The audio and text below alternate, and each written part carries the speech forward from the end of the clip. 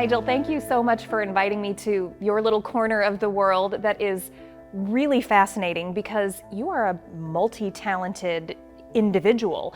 Tell me what you describe your artwork as. I'd say most often my artwork is a release of some sort of contemplation. Normally hoped to bring benefit to somebody, something that pushes positivity out into the world. So can you think back to a time when you were first starting to use art as a way to really express yourself? Was it back in childhood or has it? I've been doing art since childhood. I remember in kindergarten, a teacher told me, "Wow, you're really good at that." And it kind of solidified a theory that pretty much as a young kid, anybody that tells you you're good at something, Yes. you're just gonna keep doing it, positive encouragement. Yeah.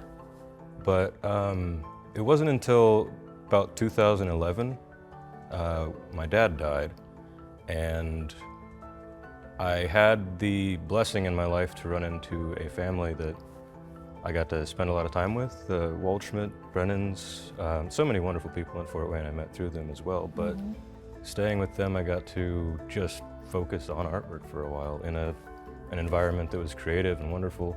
And through that, I was kind of just like almost healed secondhand. That's maybe the coolest story I've heard from an artist. So thank you for that. Tell me how you choose your media, because I know that you, oh my gosh, you dabble in a little bit of everything. It's all exploration. Yeah. Every bit of it. Exploration, science, art and science on each hand. But it's always like, this here is printer ink that I just found here at TechVenture. Yeah. And the way, I just figured I'd see how it worked, but then the way it just blends through the water and stuff is amazing to watch, and there's a bit of a chaotic element, so I put that into all my artwork, really. Yeah. But just letting the mediums work and explore how different ones work, that's what's always pushed it. So then do you find something that you sort of love and really dig into that, or is it an exploration every day? It kind of goes back and forth. There's the exploration every day, and then there's kind of the exploration of self, which pushes me to practice things such as like discipline, to actually be able to focus on those things, because I have a very squirrel-like artistic ADD. So it really is just exploration. Yeah, and then continued in how to get better. I mean, what's the worst that's gonna happen? Somebody's gonna say, I don't like that. You know, you meet the right person and they absolutely abhor what you're doing. Maybe just because you're you and they're them. Yeah. And that's enough. Yeah. But I've been blessed many times to find that I can just create, which is the most important part of the process, and I think the most healing for many people. And somebody out there might love it. That stack right there, underneath the pieces that I actually like a little bit, is all the stuff that was an exploration that did not go so well. I want to dig into the process that you've used for some of these pieces we're seeing here. It's like watercolor, but it's not, or is it? I don't know. So tell me all about it. Okay, so these are, it acts a lot like watercolor, but it's a Sumi ink. This stuff Okay. here. Okay. This is the old bottle that I've had for years, and this is the newer one. I like the old stuff, of course. I don't know, maybe just because of familiarity, and I'm a very sentimental creature. But this stuff just blends so well, and these paintings here are done, it's a 3 or 4 step process. So you take this is a background, and when I'm creating these, I'll do 9 or 10 at a time. Oh, really? And well, because they take time to dry, it's something I learned in oil painting. Oil paints take 3 weeks to a month to dry Yeah. sometimes, especially if you go really thick. These take 10 minutes, which is one reason why I've been working on them more, because it's a medium. I can just throw chaos at the page, see what happens, do my little fix, or, you know, make my effect on the chaos that's happening there, and set it aside, let it be its own thing for a little bit and dry, and then come back to it, and whatever happens, I'm inspired to do something, or I'm inspired to put it in that pile back there. The that didn't work out pile? That didn't work out pile, which are all lessons, you know. Yeah. So from here, would you add an image on top? Is Yes. that okay? Yes, most likely. So I normally try and stick with the same type of ink per painting because this ink, the India ink, and even just between these two types of Sumi ink, they all dry differently. Just different, have a different sheen, or they mix differently. This stuff just blends so beautifully. When did you realize that you're good at this? I suppose a little while after I decided that I was going to take the time to get good at it. Okay. I hope. I'm still working on. It's not like I'm good at this. There are those moments that I chase where it's like, holy cow, I just did that. Yeah. And that's it inspires me and motivates me to do another. Does it happen more and more often, do you find, or have you kind of always had those moments even when you first really started diving in? It happens more and more. You gotta wrestle ego down. Yeah. Just trying to remember Yeah. to stay humble and keep coming from a place of learning. So I think a lot of times when I'm painting, it's kind of an exercise of challenging or channeling. Okay. And also challenging myself. Sure. So that's in there.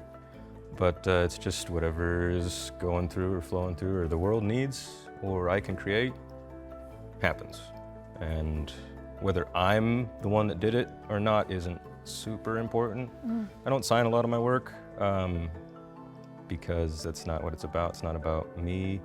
It's a piece that has an effect on the world. It's a stone in a pond of ripples. I heard you say earlier that there was a particular piece that you regretted selling. Does that happen a lot? Yeah, it does sometimes. I always want to make things affordable to people because I recognize that sometimes what takes me a couple hours or a day to create, somebody spends a week or a month of their life saving up for it. And I just really want to honor that. Is it hard to sell pieces that have been cathartic to you, that do feel personal? Or are you able to kind of divorce that feeling and let them go into the world? The practice of doing the painting brings the catharsis. Okay. Is that Yeah.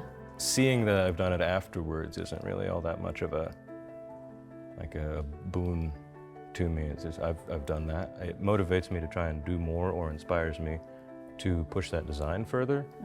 But I've created the piece, I am done with it, or the piece has been created and I am done with it. It goes on to someone else now to live its life. Yeah.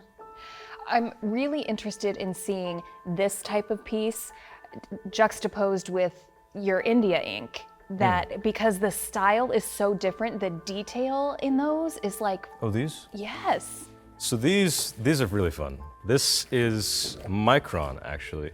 It's these are actually collaboration pieces that I've done with my buddy Michael, trying to get my name off of artwork to where it can just be more of a beneficial thing everywhere for everybody. Okay. We started a business, Blue Wizard Co. So this is, it's kind of, some people would call it a Zen tangle or something. It started out of just playing this game, which actually kind of helped me get back into drawing. Yeah. Because I'd spent a lot of time in tattooing and painting. But you just scribble and scribble and scribble and scribble, and it really helps with that thing you're talking about of like being afraid to do the piece or what's going to happen. You just scribble and then pass the page, and somebody else adds to it, and scribble some more and pass the page. And through this piece, I can see multiple things that I drew here for the first time because he made a squiggly line over here that inspired me to do that, and now there are techniques that I use, and it's gone back and forth. It's a great way for artists to really grow working with others. I mean, how much thought goes into what this scribble is going to be in relation to what someone else's scribble was? I mean, this looks so intricate and incredible, and I just can't imagine, doing a little scribble and then passing it to my buddy. It's very much what it is. It's a reaction to chaos of whatever just happened, where each line pushes. Like, you can draw one little line on a piece of paper, and all of a sudden, it in itself is inspiring. The rest of that piece of paper, and it floats through to every edge and bounces around. And if you can see that, follow it, and just start making lines, there it is. Nigel, I truly feel like you are one of those wizardly people. I think that your work is so beautiful, and it's really inspiring how you bring beauty into the world. So best of luck with everything you do, not just your artwork, but your travels and all of that. Please keep finding new, beautiful ways to express yourself. I'll try. The world needs it. So thank you very much for sitting down with me today. Thank you for your time.